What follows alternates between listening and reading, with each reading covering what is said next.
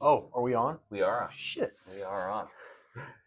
Man, so it's been about 2 weeks It has. since, and the last conversation seemed kind of a downer, a little bit of a downer. I'm ready to be an optimistic, and I'm going to use my big boy voice this time. Even it's going to be nice. It's going to be beautiful. Yeah. So we actually had a predetermined topic of conversation, which is I think important.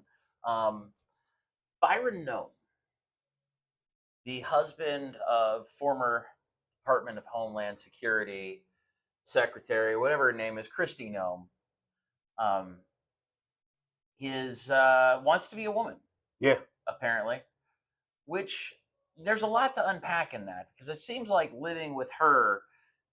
There's got maybe there's something about living with like really annoying strong women, Chris Jenner,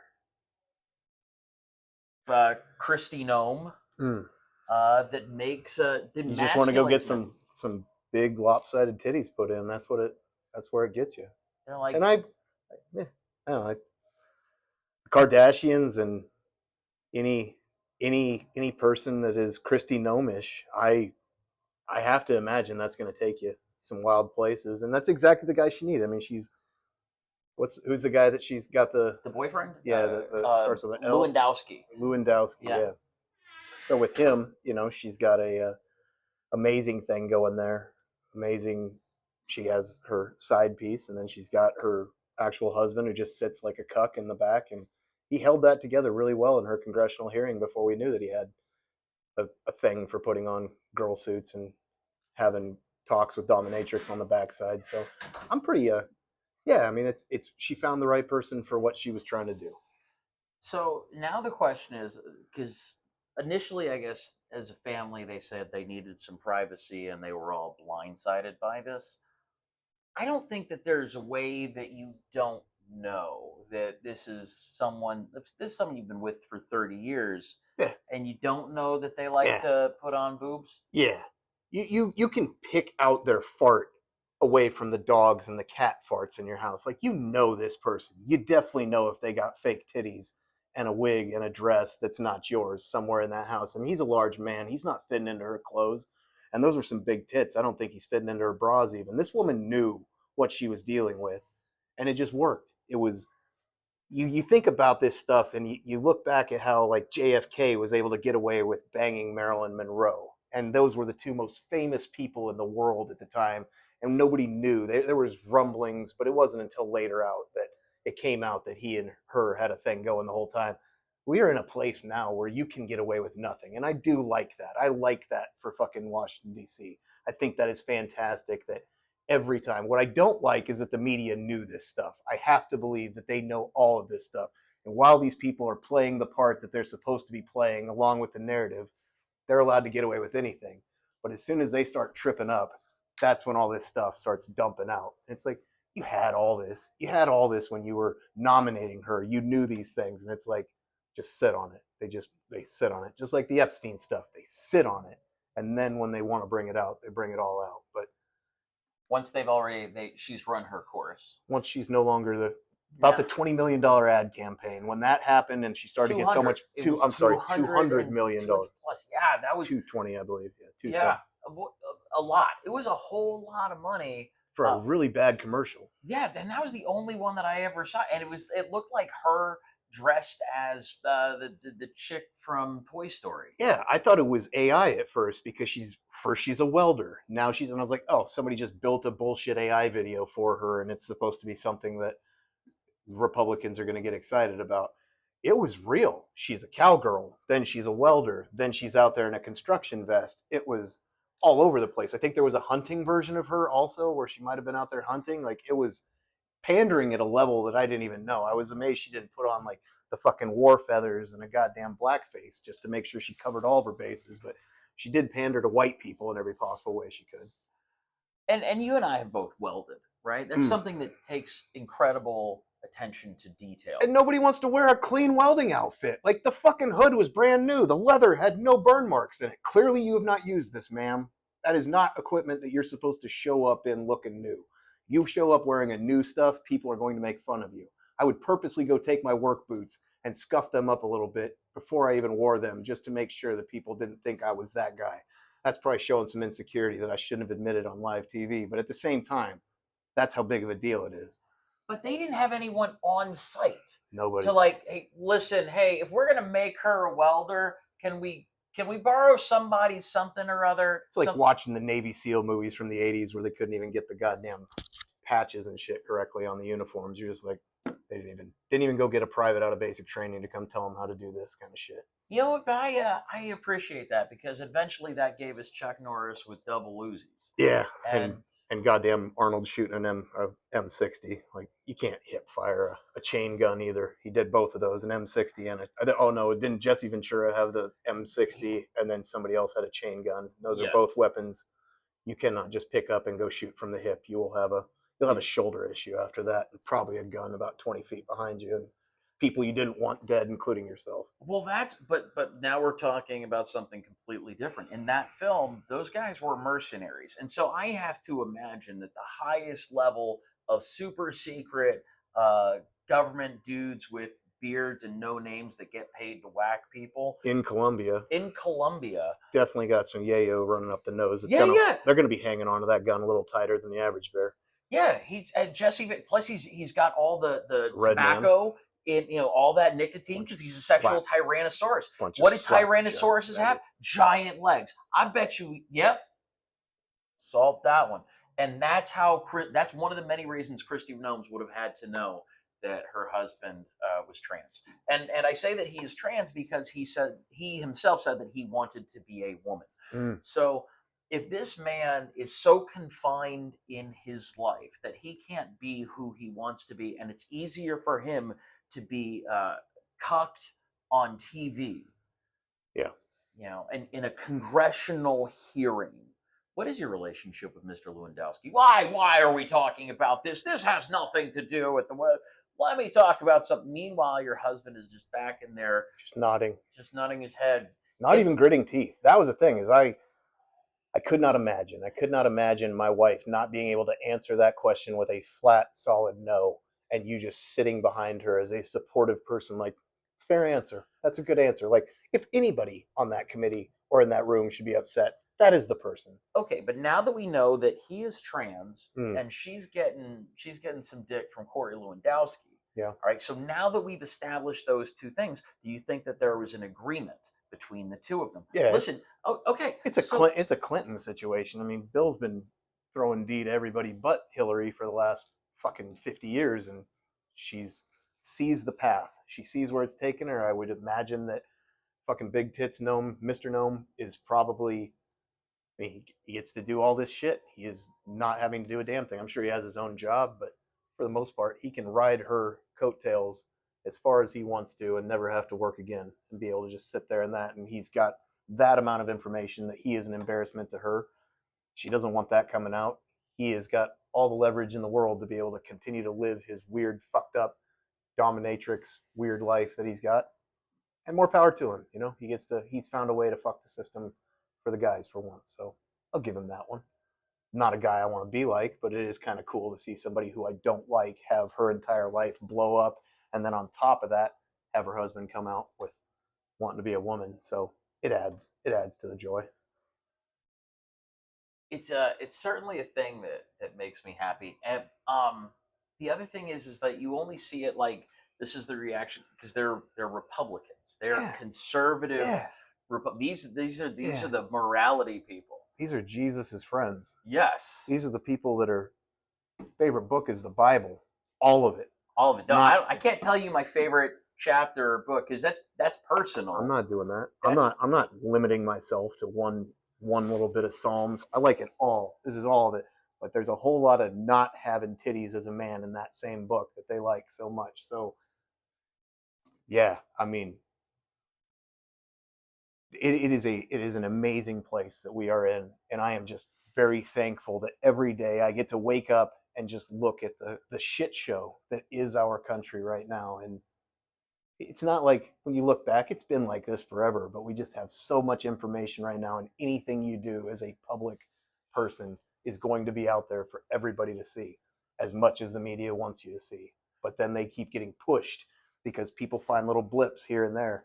And normally people just let it go, but this time things are not going away. Things are hanging, and that's cool. It's yeah, because it's always been this way. Yeah. One of my favorite things is that I know that this isn't just our country that has this kind of shit show, right?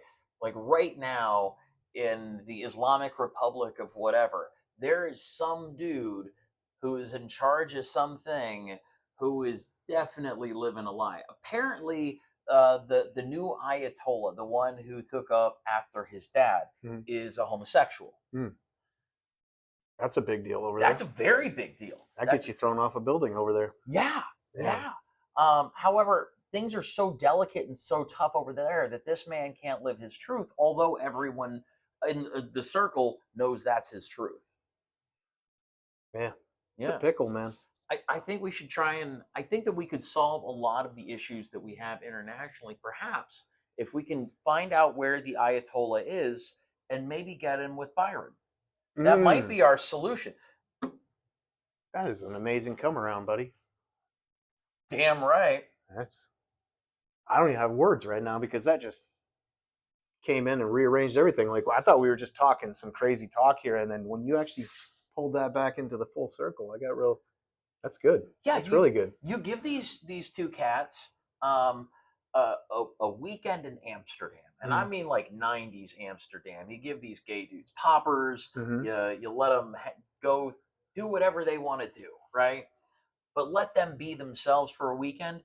Go back home, and I bet you they're, if nothing else, they'll have the best weekend ever. And everybody comes out happy. I mean, that's the thing is everybody. Byron wants that. We saw in his text messages with the dominatrix that this man does not want to be treated with respect. He does not want to be treated like a fully respected human.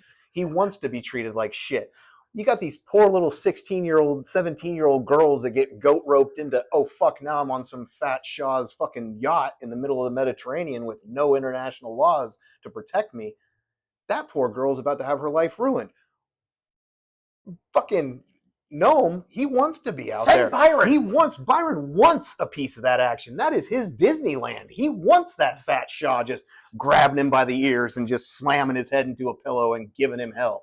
That is what that man would like to see on his weekend. So why ruin another girl's life when we can instead make Byron's life better, help this Shaw find his real inner person, maybe find some fucking peace in the Middle East? And he's gonna have some big lopsided titty tranny for a fucking goddamn wife. But we all get along. The goddamn Gulf or the Strait of Hormuz opens back up. Oil prices come down. Everybody's cooking with a little bit more grease. I like it. So I was thinking there was a chant during the initial bringing back the draft. Mm. Send Baron. Yeah, I saw that. Send Baron. All we have to do is send Byron. God, it's so much better. Send Byron. They were so close. And like, I understand their point with Baron, but that's not getting us anywhere. Like, that's just going to be a kid that goes over and gets on a general's fucking convoy detail and sits in the green zone the whole time, kind of shit. Byron's going to go over there and let his cheeks get beat, and that's how you make fucking progress. Unless it turns out that young Baron is one of those. Who's the prince that had his life ruined by the chick? Not by himself, not the pedophile. Not Andrew. No. William's brother, Harry. Oh, Harry. Remember with Harry Markle. went to Afghanistan. He did. Like he shot the shit out of some people. Like Yeah, I think they wanted him to die though. He was the not wanted. That would have looked really good for the crown to have a prince die, but they knew he was never going to be the guy coming into charge. It's even better because it's not Charles' kid anyway. Yeah. Like apparently that was. Oh, that's right. She supposedly had an affair, right? She had a couple of affairs. Now, generally, the person they claimed was his dad was like some British Air Force pilot, but they don't talk about her riding instructor who looks more like Harry than the captain. I never even heard that rumor. Yeah. That's fantastic. Yeah. So think about this a couple of different ways, right? By the way, and they're not British; they're Germans, right? If you look at the Windsor's last name, it goes back. It's actually German, right? They that said, you had in the line of succession for for royalty someone who wasn't royal blood. Hmm. Like he would have like the half son. Mm. I mean, I'm sure that's happened before, but it wouldn't have been a loss for them. I think it would have been a net profit Dude, for it was them like my if something mom. bad My happened. mom hated both wars. She was very anti-Bush, hated them, but she loved putting that "half my heart is in Afghanistan, half my heart is in Iraq" sticker on the back because she got that pat on the back, and I think that's what that would have been. Was a if we lose him, it sucks, but we get we get that martyrdom on that. Like it would have definitely been a big push. Like it would have been a thing, and it would have gotten the country behind. The country would have been more likely to More like rally yeah. behind the war because now we got to go get retribution that they killed Prince Harry in the fucking mix. And Now you get to sell yeah, yeah, more helicopters and yeah. more bombs, It's like which Tillman. Look how we did Tillman. Like we did not release the information on Pat Tillman at all until way after the war was done. We used that as a huge propaganda piece to get more and more people excited about joining, and then you come to find out that that was not the way that whole thing went. that's a whole other conversation. I want to go back to Andrew for a second because I mean, like thinking about this, really thinking about this, had something happened to Harry, I think that could have realistically the largest arms dealer in the UK until recently was Prince Andrew. All No right. shit. Yeah, he was the guy. He was the general or the admiral of the something or other. He was the guy that they put the face of the British military Secretary of on. War, basically over there. Basically, but like the gun guy. Like if there's a person that is responsible for being the face of our Making sure our armories military are stocked up. industrial Mm. complex. If there's a face for that of England, it was Prince Andrew. Prince Andrew was the guy who could sell you 17 fighter jets, who could help your country get all of these types of machine guns and make sure that they were all 5.56 and make sure they were all NATO rounds and Mm. make sure that you had all of the parts that you needed, probably manufactured in the UK, which is which is good because Yeah. now there's British jobs and there's a whole defense industry. But yeah, he was their guy. And then if you add into what's known and what isn't talked about with Epstein in the '80s with arming militias, yeah, Yeah. Epstein was an arms dealer. So that's where the Prince Andrew connection really comes in because it's I did not about know it was based around guns. I had heard about Epstein having ties and that shit, but I had not heard about them having their ties. I thought it was just about the girls. So that makes sense. So that shows why they were tied together in other ways too. well, if you have a video of the guy that's selling you the planes, having sex with a 16-year-old, It and gets you a better price, probably. gets you a way better price. If you're the country of Israel and you're like, we like those fighter jets, but we don't want to pay, and we're not trying to bring down the price because we're Jewish. We're trying to bring down the price because we're blackmailing you. Hmm. So it's no anti-Semitism here, buddy. We just want the money. No, Yeah. no. I think the religion of any religion, and when it comes to politics, is completely gone away. I don't think there is any religion in there. I have definitely. I cannot get behind the whole. It's the Jews' fault, or it's the Christians' fault, or it's the Muslims' fault. I've met amazing people that are all of that thing, but as a political group from whatever country, I can definitely see that all three of those stand behind that religion, but they're not living that religion and they are not doing anything good for the people as a whole. That's for sure. So it's cool to be able to sit here and talk to you, somebody who actually gets that. A lot of people right now are stuck just wanting somebody to blame, and it's really easy to say the Muslims or the Jews and the Muslims. And It's a strange thing that we're in because um, people are almost proud of how few people they know, yeah, right? How few types of people they know. And so I can't trust this person because they don't look like me. But I think that's one of those things that you learn in the military, you learn in sports, is that like as long as if everyone's on the same team, yeah, then and everyone's goal is to win, then then you were all working towards the same goal because you were a team. Yeah. Uh, and I think that when you start limiting the players on your team by what they look like, then I think you're severely handicapping yourself. And you're going to be severely disappointed. I saw that in basic training. We immediately segregated ourselves the first day of that, and white guys, black guys, Mexican guys, Samoan guys all went to their equal corners or opposite corners, and drill sergeant came in and mixed all that up. But guys on the first week that I was like, I think I'm going to have a lot in common with this guy. I think he and I have a way of thinking that similarly. And I watched those people drop off, left after right, just one after another. They started falling off and quitting and getting sent home for reasons. And it wasn't for good reasons. It was they couldn't conform. They didn't like the work. They didn't like the style of how it was done. They didn't like being yelled at, whatever reason they had, and they'd fake an injury or they'd fake a sickness or fake a mental problem to be able to get out. And they were fine in the beginning. And they were fine when they left. They had their point where they didn't want to play anymore, and they quit. And at the end, you've got this group of people that does not look anything like the group that you originally picked as these are going to be my 5, 10 guys that I think I get along with. Those dudes are gone, or they're still there, and you realize they're kind of a schmuck. And now all of a sudden, the dude that you wouldn't have talked to that has Blackguard Midnight and has gold teeth, or the Mexican dude that can barely speak 3 words of English, and then you got the Hawaiian kid over here that hasn't said a word the entire time, but you can just tell by the look in his eyes, if shit hit the fan, he'd fucking have your back. And that's your fucking group at the end of that. And most people never have a chance to actually see that kind of a group come together. And at the end, you can't sit back and be like, I hate black people, because you got 3 examples of a black person there that's actually a guy you'd trust your life with. So how can I hate an entire race when this guy and this guy both I trust more than I trust my own family? And I got the same example with Hispanic guys and Samoan guys, and I got let down by a shit ton of fucking white guys.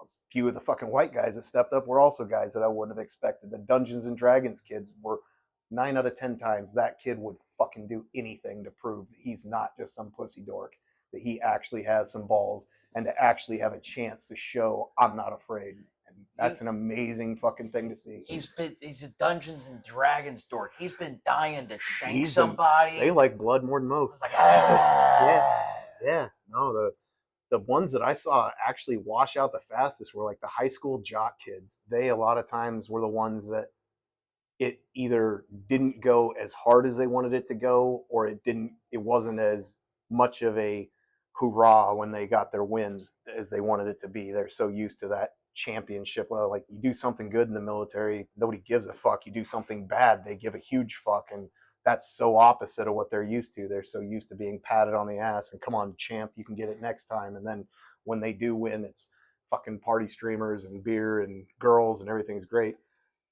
You get a PR in the Army, nobody but you gives a flying fuck about that. It is, yeah, you did your job, shut the fuck up, go. And that, I don't think, was a really fun thing for them. And seeing that they weren't always the best, that Dungeons and Dragons kid in some fucking environments is going to be better than you at something. There's taking apart guns and shit like that. Sometimes those kids that have been playing video games have watched every fucking YouTube video on that gun and know everything about it, even though they've never held it in their hands. And they could disassemble and reassemble weapons that we had never seen before because they'd watched videos on it. And that was just what they cared about. And probably would have shot up a school if they hadn't found the Army, but they fucking did really good in there. But that's not to say that they can't go to another country, a third world country, and still shoot a school up. Shoot that up. Yeah, no, I've got 4 or 5 examples of those kids. Everybody was like, fuck the recruiter for ever even bringing you in. And then you watch them evolve, and you saw those high speed kids that had a really good PT score and really smart, could pick up on everything. And those guys, a lot of times, they couldn't handle the no positive reinforcement. Those of us that grew up in those houses with no positive reinforcement, we did fucking awesome in there. So I'm thinking about examples, and I go back to this one particular young man. Um, Both of these guys. One was fast tracked. He was being released from his enlistment so that he could go become an officer. Mm. And in the process of doing all that, he ends up popping hot for weed.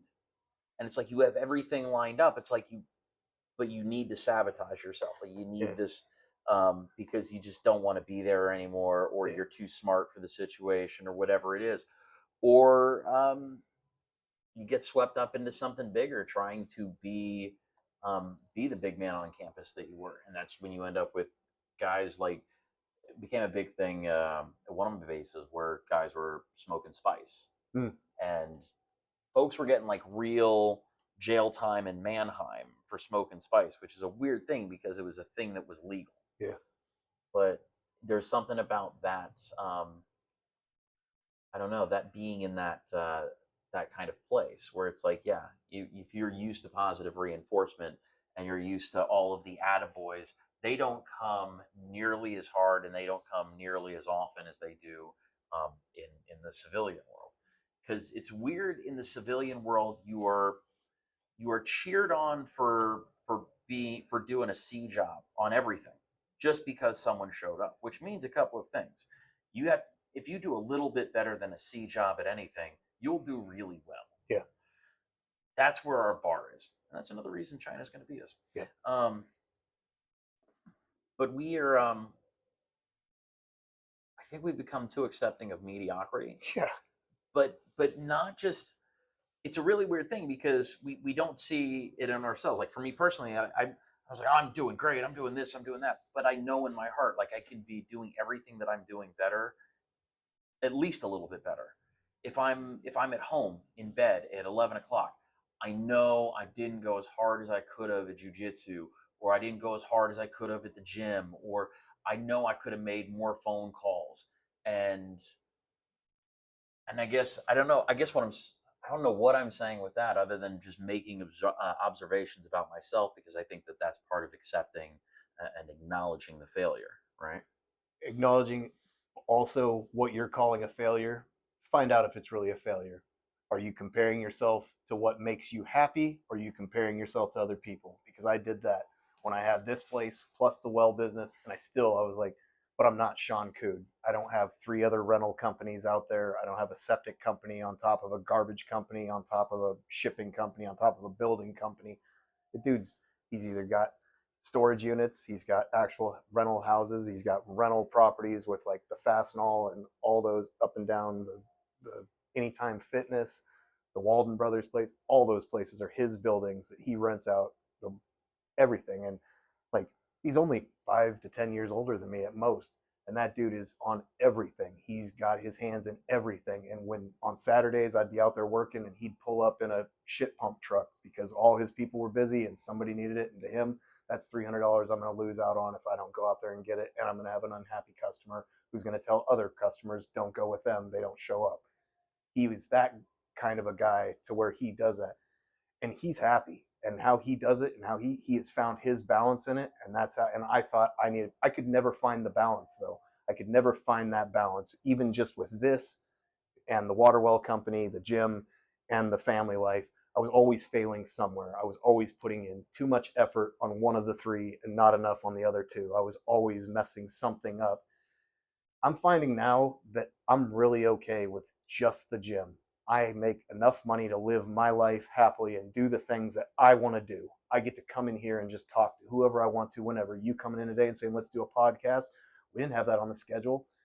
When I had the Waterwell company, how many times did you ask me to just go for a walk, go watch a movie, go do one of these things? And it was always, fuck, man, I'm out of here in 30 minutes. I got to get down. And I couldn't smoke weed in the day because that I couldn't go drive around all day being high and try to figure out problems when people had problems. If I was high in here, I can't get high enough to forget how to teach you how to bench press. I can't get high enough to teach you how a squat form should look.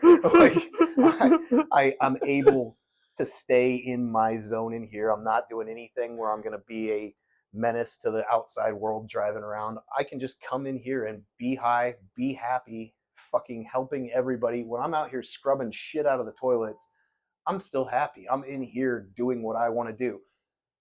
Even when this place for the first 5 years did not turn a single bit of profit, every bit of it was going back into itself to either buy equipment or just pay the rent when that's all it could make.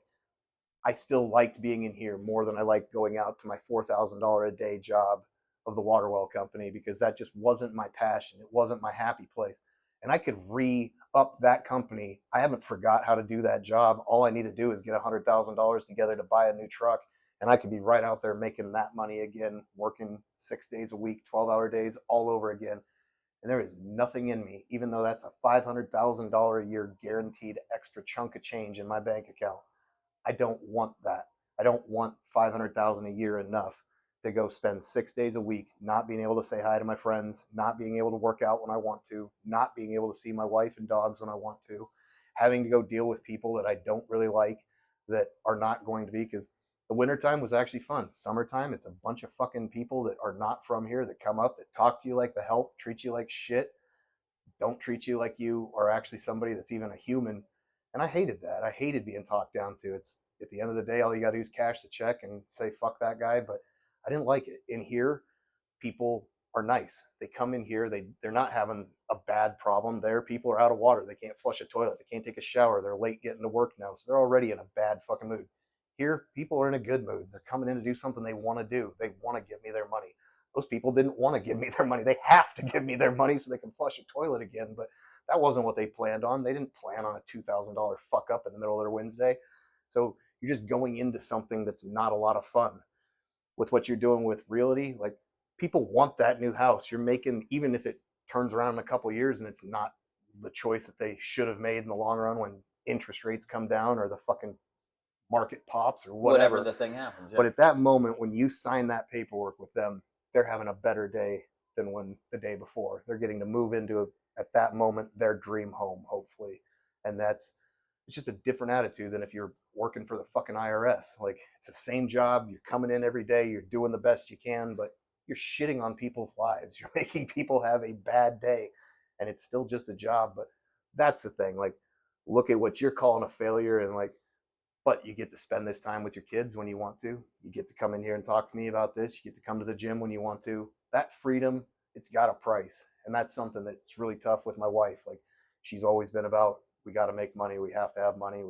Like, she's lived a lot of time where she didn't have enough money and was having to make it all happen for herself. And I get it. Like, once you've had that fear, it reminds me of my granddad growing up in the Depression. Like, he was 9, 10 years old and still remembers how shitty that time was and how scary that was to not be able to buy the things you need. Didn't matter how much money you had, it just wasn't there. And that guy still, to the day he died at 93, still lived like he was in the Depression because he never got rid of that fear of seeing how shitty it was. No matter how much money he had, that was still a fear that ran around in his brain. And Christy still has that fear, and trying to get her to understand that we can go do stupid things with money every once in a while, and we can have fun. It doesn't always have to be preparing for the future. Like, we get to live a little bit in the now and enjoy that. And that's something neither one of us have. I could have done it before. Shit, the one place I shouldn't have tapped. It's I lived going and doing fun stuff all the time, but I still didn't get to enjoy the moment. I was always thinking about shit from the past that pissed me off, and I was thinking about, if I get this in the future, I'll be happy. But I could never see that right now I'm actually doing really fucking good, and I should actually enjoy this moment. I'm just focusing on, when's the next shipment of gym stuff coming? When can I get this PR? When can I get this amount of money? When can I do, like, once I get that, I'll be happy. And I truly know, I know this about myself, that if you handed me $100,000 right now to go buy all new gym equipment, I would literally be happy until the day it showed up. And then I'd already want the next batch of stuff. And I have to recognize that about myself, that it's not about the stuff. It's about learning how to be actually recognize how amazing everything I have right now is, and living and being happy in that. And that's a tough thing to do. But once you get that, that's where you set your goals. Like, am I happy? Do I need more money? Do I have extra time that I feel like I'm just sitting here watching Netflix? What can I do with that so I don't feel like a loser at the end of the day? Right now, I can, with the choices that I have and the life that I have, I did that because I don't have to be in here to make sure the place is clean. Other people come in here and do that for me now. I'm not training anybody. I'm not doing, all I have to really do is show up to work out with Dawn and Alex on Tuesday, Thursday, and Saturday. But I was being a loser. I was sitting at home watching Netflix all day. I was getting fat. I wasn't doing anything but going and working out 3 days a week. And the rest of the time, the other 4 days a week, I was just sitting around the house not doing shit. So I chose to start making myself show up here at 10 a.m. and stay here until 4 or 5 p.m. And throughout that, now my inventory is always on point. I've always got my refrigerator clean. It makes everybody else do their job better, where they're now knowing they're going to be held accountable. I'm not saying anything to anybody, but just me being here is changing that. And also, I have something at the end of every day that I feel like I accomplished. Something is better in the gym every day. And that's that's an accomplishment. And that's nothing changed. Like nothing, all I did was came to the place, and I'm not making any more money, but I feel like I'm doing something now. I feel like I have a purpose. I feel like I'm getting what I need out of life, and I don't need to go get a fucking multi family place that I have to manage or anything like that, and then another thing and another thing and another thing to be like, look at everything I do every day. I don't want that. I like this, and I'm learning how to like this right now, today, tomorrow, and not having to worry about what it's going to turn into or the mistakes I made in the past that I could have done better. You can hang up on that shit forever. Not doing that anymore. One of the things that Mark Tyler says, everything starts with presence. Presence first. Presence, presence, presence, presence. Patience, grace, perfect. That's wonderful. But um, being able to be in the moment, Yeah. and to appreciate the moment, whether it's good, whether it's bad, whether it's indifferent, whether it's just boring, right? It's not worrying about or thinking about. I mean, like what they say, worrying is just anxiety twice, something like that. What is it? Um, don't love your job, job your love, I believe is what the woman said. Mm. Yeah. Yeah. It's good. Yeah. So yeah, worrying Been about. cooler if a dude said it, but I was just being funny. Yeah, that was a sexist comment I just wanted to make really quick. Oh man. Um, you should come out. Yeah, I don't know when you see this, but if you see it before the 18th, there's an open mic. I've got a bunch of new stuff, and you should come out and tell some jokes. I don't know why I'm telling you this in the middle of this, but I felt like this was the appropriate time to stare at the camera and say you should come to an open mic. Also, I am headlining on the 24th. It's 24th. That Saturday, 24th of April, at Backdoor, the Backdoor in Kenai, which they've never done. They've never done comedy, and I get to headline the Backdoor. Oh yeah. Which, by the way, that name just writes itself. Like there's so many. It's a nice spot too. Yeah, yeah. I went to a swingers party there. Oh yeah. Yeah, Wow. yeah. And I'll tell you that that a swingers party in Kenai looks exactly like you would expect a swingers party in Kenai to look. Basically, all the people that used to work at Charlie's had to go find jobs at 7-Eleven, and now they just show up to swinger parties. Is that? No, no, it's like people that don't want to have sex with the person that they're married to, but it's okay if you want to. Mm. And it's not that good of a trade, I'm guessing. No, no, there was No. um I'd ask for my half-chewed piece of gum back, probably. If there that, was yeah. I you know there were quite a few people that didn't take care of themselves. Yeah, But just offering it up. just offering it up. Hmm. Yeah, Yeah, you should take the trash out of the car before you try to sell it on Facebook Marketplace. Hmm. yeah, Yeah. yeah. Yeah. Get a No, detail, I guess. yeah, I've never got to never put myself into the swinger world. That's never been my thing. But I don't. If I were to try to convince my wife that that was something we needed to add into our life, I don't think Kenai'd be the place I'd do it. No, I don't think Alaska would be the place I I'd mean, do it. the other thing that I've learned though is that there are tiers of the swingers. There's apparently there's actually a group of like attractive like swappers. Mm, I was lucky in that I was invited as a single man, yeah. which I think as a single man you have to go to these things. Like if you're a single man and you get invited to a swingers party, how often is that going to happen in your life? Um, very nice people. Um, very willing to share. Mm.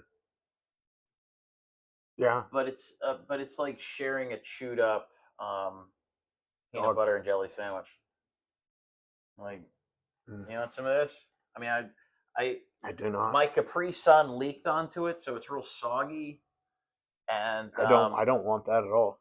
I don't know. and it's also soggy from the mayonnaise that my mom put on at 6 o'clock p.m. last night. Ugh. Um, One of the cool things of ayahuasca is it makes me actually be able to visualize and feel and smell and taste things a lot more, like just by you using those words, or like you, just using if adjectives. you explained to me like a hockey skater, a hockey player getting like cut in the face with a skate, I can actually feel it now. It's a weird thing that the ayahuasca did. Like I feel the sting of things. It's a strange thing. So as you explain that mayonnaise peanut butter jelly sandwich Capri Sun concoction, like I'm smelling all that and tasting all that, and I'm adding stinky vagina in with that. So I'm getting it all. Like it's all coming in there, and I've got so that's the look you're seeing. That's a yeah ayahuasca. If you want to be able to smell and taste things in the air that you don't want to, Well, that's the well, way to do it. do you think it maybe it just made you more empathetic, or Mm, more what is there's a phrase, white chicks you empath. mm. I think Maybe it it makes you did. more of an empath. I think I was already a pretty empathetic person, but I believe it definitely, it opened that up a lot more. I feel people's bad days and shit a lot differently now. I can feel that on a different level. Like I can just, a guy walks in the gym, lady walks in the gym, I can kind of feel that stuff. It's a totally different feeling than how my body used to be able to take in things and how I see situations and how I hear people talk and all that. It's definitely changed a lot of that stuff. Saw that on talking about Mark. I noticed after he went and did his different types of trips and stuff, his Facebook messages and shit changed a lot. Yeah. It definitely opens your brain up in a different way. You see things from a different angle. Because he made no sense to me before I went, and now I read his stuff. I'm like, looks like normal English. Before, it was like reading fucking Swahili. He was talking about all kinds of different things and stuff, and I was like, man, this guy is he's on some shit. He's seeing a whole different world than I'm seeing, and now after going and dabbling in that world, I see what he's saying. You have a couple of psychedelic experiences, and you're able to see things and connections that aren't normally there. Yeah. I think that that's definitely something that you can see in people who haven't had those sort of psychedelic experience. They haven't had mushrooms, they haven't had acid, they haven't had maybe they haven't had ecstasy, maybe they haven't had ayahuasca or DMT. They haven't had those experience, or they've only done it once, or that sort of thing, but they haven't had enough to see the patterns in themselves. I did not understand. I used to make this very generalized description of basically every other human that I saw out there that I did not have a personal connection with. If somebody was parking their cart in the middle of the shopping lane, I looked at that person as somebody who could not see beyond 3 inches in front of their own nose. They just kind of lived in their own little world of bullshit to the point that you can't even see that you're blocking people, or people who sit in traffic and block a line of cars from getting around them. Like, how can you not look in your rear view mirror and just see this shit? And I had to just imagine that everybody lives in this little 3 inch bubble around them. That my world is fine. Fuck anybody else. They're not even trying to be rude. They just truly do not even notice that they are impeding people, or they're in the way. They're causing any kind of problems. They don't notice it. And then, I went in and did that and realized I was one of those people. Like we all kind of focus on our little piece of the pie. And as long as nothing comes in and fucks with that, we're fine. I'm not a woman. So listening to the shit that Trump's doing and saying, like, that didn't affect me. It's not directed at me. He's not putting offense towards me as a white middle-aged man who's heterosexual. So he makes comments about gays, or he makes comments about minorities or whatever. I can very easily just tune that shit out. It's not directed at me, so why do I have any reason to take offense at any of it? When Obama came out and apologized for decisions we'd made in the Middle East, I did not like that at all. I was very, very mad at that man for saying those things about what my friends and I had gone over there and done. And he was not, in my opinion, painting us in the light that I felt that we deserved. And I hated that son of a bitch for that. I hated all liberals for that. And I have to now look back at this and be like, you are just as guilty of that 3 inch shit. Like, as long as it fits your narrative, as long as it goes along with your life, you don't take offense to it. You can't give any justification. You call everybody else a bunch of fucking pussies and snowflakes because they take offense to these things. But then when I take offense to something, that's something worth getting mad about. And I had to realize that. And I think until you have, I didn't even get it until the psychedelics. Like I thought at first maybe you needed to have a big kick in the ass, like have your life actually just knocked down. But even then, I stayed in this very selfish, self-centered, why is the world picking on me kind of way, and how can my life get any fucking worse? Like I couldn't even take the time to realize I have a house over my head. I'm not coming up short on rent money. I have all the food I need in my fridge. I can go buy more if I want to. I have friends. I have a dog. I have a wife who loves me very much. I have people all around me that matter. I have a successful company. I could not see any of that. Just fuck it. My world is shit and everything is shit. All I could focus on was the bad.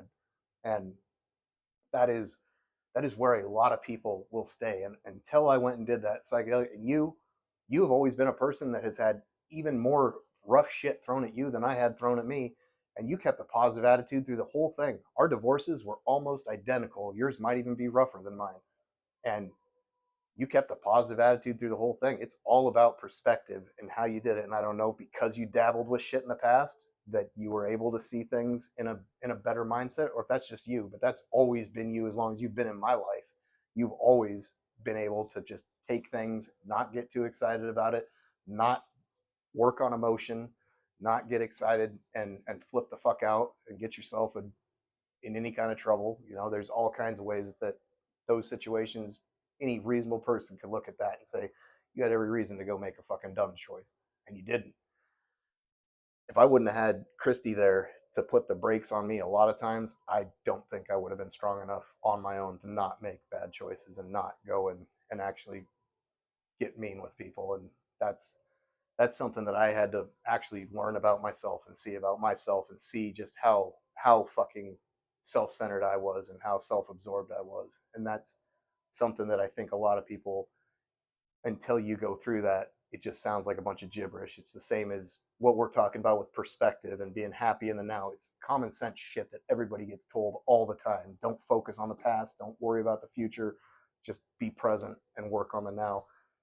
People hear that shit all the time. It's as much as of a fucking cliche now as any other damn thing that's out there, but it's the truth. And it's until you can actually get into that fucking place in your brain where you see it and you have that third party perspective of that's what they were talking about. I don't know how you get it. I really don't. I think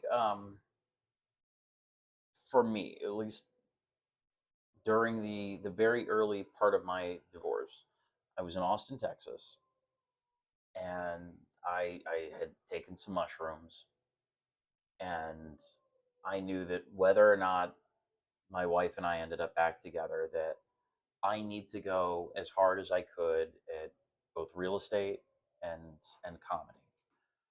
I also heard something shortly before we split up that was there are no problems, there are only situations. Expound on that is every situation has a solution, has a blueprint. It has you're in this place that's tough, or you're building something. There is this blueprint, and it's just a matter of finding the right blueprint and making sure that you're cutting the right angles because you're working on building this thing. Now we're at a place in the universe where we have all of these tools. We have all kinds of awesome AI tools that give us now that it gives us a blueprint. If we can't figure out the blueprint on our own, it tells us how to get there, and it gives us the freedom to make it our own. And so, yeah, I have the freedom that I have now to like pursue the things that bring me joy, right? Um, I might not go to jujitsu tonight because oh man, I've got a show on Saturday and I got to prepare my jokes. Okay, that's totally acceptable. That's Yeah. totally satisfactory. Um, that's not a bad situation to be in. The bad situation to be in was feeling like I had no control of my life and that I was living it for other people who weren't reciprocating. Yeah. So even if I'm just putting in a little bit back into my cup, there's still much more there than there was previously, but it's also now my responsibility to make sure that the cup that I'm drinking from is full. Yeah. It's Yeah. if I've been on the treadmill for 2 hours and I haven't refilled my water bottle, then I know I'm going to be hurting. Like I know I'm not replenishing myself. I'm just going on E. But if I'm drinking, like a Gatorade and some water, and I'm keeping my electrolytes up, and I'm doing the things I know I'm supposed to be doing, the cup kind of handles itself. I'm looking at every problem similar. I'm looking at every problem. It's no longer a problem. You were talking about it's a situation. I look at it as a learning experience. I look at almost every problem you have is some sort of a test. If you want to make it that way, you have a test in front of you. It's you can look at it as a negative thing, where you can look at it. How do I beat this? How do I, if even if it's something I caused, if it's a mistake I made making something out of wood out there, making a new bench or whatever, I can look at it as, even when I make mistakes, I used to just get mad and huck it all in the dumpster and say, fuck this, and walk away and not even try it again. And now I'm making myself go back to it. And now I look at it, because that's what I did with my job all the time. I would never walk away on a job. I will never walk away on something I need to get done here in the gym. But in my personal life, if it's just something for me, not something I'm promised somebody else, as soon as it gives me a trouble, I will generally say, this is not worth my time. I'll pay somebody else to do it, or I'll just buy it. Fuck it. I thought I could do it. I guess I can't. And now I'm getting to the point where I'm like, no, you're not getting off that easy. Let's learn how to actually do this. Where did you make that mistake? It's worth going and buying another $20 board, coming back and trying it again. And where did you cut your corners this time that and then I'm getting better. I'm noticing, like, at these projects and shit that I'm doing, just by actually holding myself accountable before. It's not that I don't have the skills to do it. I didn't have the confidence to stick with it. If it didn't go good from the beginning, then I'm an idiot, and fuck this. I'm not even going to try, because it's embarrassing to even try something that I suck at. And so I'm learning that. I'm learning how to keep coming back. And I'm actually been making myself proud of myself the last couple of weeks with shit that I've been trying, that it's not something that I had a YouTube video to watch or anything like that. It was just something that I saw somewhere and decided, or I thought it up in my brain, and this is how I want to do it. And son of a bitch, if it hasn't been coming together, and it's not perfect every time, but instead of scrapping it or worrying about if everybody else is going to look at it and beat it up and tell me that I suck at it, also giving myself a little bit of grace of, like, you don't build houses, you don't hang mirrors, you don't build walls, you don't do shit. You've never built anything inside of a home in your life. Everything you did was outside. Like, you're really good at that shit, but that's not what you need to do here. And you're trying new stuff, and that's okay to not be perfect at new stuff. Where I expected everything to come out of my hands to be like how my dad or my uncle or guys in here that actually build shit for a living would look. And I don't give a fuck if it's a little bit off. If it works and it serves a purpose, it's not going to hurt anybody, and it actually does what I want it to do, even if it's not perfect, I'm still proud of it, which I wasn't before. I was always, it had to be absolutely perfect. And now I'm learning. I'm building a sleep system for the back of Oh, my that's right. Sequoia. Yeah. So initially, I was gonna buy all the wood and pay someone Yeah. to do it for me. However, like researching, looking at it, I have access to all of the tools, everything Yeah. that I need to do it. Plus, um, I got all that shit downstairs that you're welcome to also. Home Depot will cut the wood to the Yep. sizes that I need. It's really, at this point, it's just a matter of putting nails in wood, Yeah. and then that's that. I got a zillion screws and a zillion nails and every type Yeah. of tool you need downstairs, and I'm always happy to help you with it. I'm always happy to lend you anything you need. Everything's down there, bud. It's gonna be fun. I'm I think excited so. for it. And you get to step back at the end of it and be like, I did that. And there's certain things like building a house, you're probably going to lose money to try to build your own house. People will say I'm full of shit, but I see how much the builders get a discount. And I watched other people build it where you're just going to Home Depot, buying the boards at full price each time. And I don't think at the end you're actually making too much money. And I do know you're going to have a much better product at the end of it. That's your house. You're going to live in that thing for a while. So that one I'm not going to go try my hand at. But when it comes to building little dinky shit, shelves and shit like that, I shouldn't have to go hire a real man to come do that for me. It's I'm learning how to give myself that little bit of, make sure it's level, make sure it does the right job, and it's not going to fall out of the wall. But if it doesn't look perfect, it's not the end of the world either. Does it function? Yeah, and that's something that it's tough to do. And I made myself start doing that because I watched Alex. I watched her down there, beat herself up over this picture that we're going to draw on the wall. And I'm like, fuck, man, I'm doing the same thing. Like, I could see her stepping back and like, oh, we got all this going on today. Well, wait, I'll do it a different day. And she keeps pushing the date and keeps bumping the date. Sunday, she's going to get her ass. Actually, she's going to do it. I'm not going to let her off that time. This time we had other stuff to do, but Sunday it's actually going to be her up there. And at the end, she's going to be so goddamn proud of what she did. And everybody is going to come in and tell her how fucking awesome it is. And it's going to be that shift that she needs to see, holy fuck, I am actually pretty good at something. And people actually respect me and actually want to see me do good. And I think it's going to be an amazing thing when that picture is actually up there. But I'm doing the same thing she's doing, of kicking the can down the road or finding every excuse not to do what needs to be done. And overthinking it.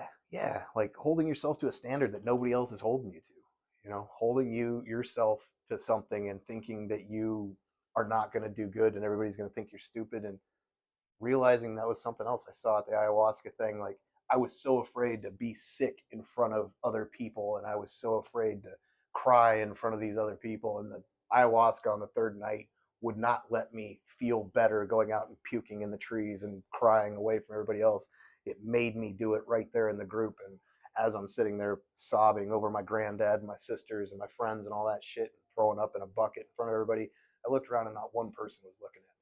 They were going through their own shit. They were throwing up in their own bucket. They were farting and gagging and crying and blowing snot bubbles. They were so in their own shit, they had no time to even look at me. And I think that was a really good example of everybody's life out here. Everybody might not be having to throw up in a bucket and shit themselves in front of a crowd, but everybody, no matter how happy they are when they walk through the door, if you say, what's going on right now, I guarantee they've got something in their life that is not exactly the way that they wish it was going. There's something somewhere with somebody they care about, or something immediate in their own life that shit's just bad. And every one of us is going through that. And when you live in a close knit group like we had in the military, or you have in a gym, a lot of times when people get bonded, especially in like an MMA group where you guys are really tight, even in the comedy community, you guys really look out for each other a lot. It's not a trying to one up each other. It's a community. It's everybody wants to see each other do good. When you have that kind of a thing around you, I think it's a lot easier to be able to be yourself and show that. But most people have to put on a smile every fucking day and just act like the world is great when they're dying inside. And I like that about the ayahuasca too, of just showing me that like, you're not alone having a bad day. Everybody's having a bad day. Life's tough right now. And the more you try to do, the tougher it's going to get. And you see a lot of people just giving up right now. And that's what I don't want to do. I don't want to be one of the people that just cashes it all in, but I also don't feel like I got to be the top of the mountain either. I'm really happy with finding this cool spot where I'm never going to own a private plane. I'm never going to own an island in Fiji. And I'm okay with that. I'm also not the guy that even wants a summer house in fucking Hawaii or Arizona. I don't want that life. So I'm really okay with where I'm at right now. If I wanted that Learjet, I should probably go get another job. But I'm really okay with just as long as I can fly first class on Alaska Airlines, I'm 2 thumbs up. Yeah, if you want to get a Learjet, you got to do Learjet work, and that sounds like pain in the ass. A lot of those people with the Learjets are on that Epstein list, so yeah, maybe it's not that cool to have that Learjet. Fair enough. Call that good? I call that good. I think that was a good one, man. I like that one. Thank you. That was fun.